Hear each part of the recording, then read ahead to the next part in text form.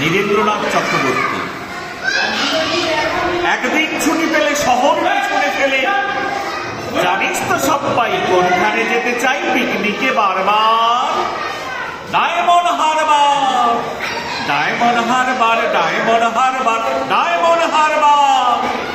আর যদি ছুটি পাই 3 দিন তবে ভাই ধর্মতলার মোড়ে সরকারি বাস ধরে সকলে দিই ছুট দীঘার জুনপুট, দীঘার জুনপুট, দীঘার জুনপুট, দীঘার জুনপুট।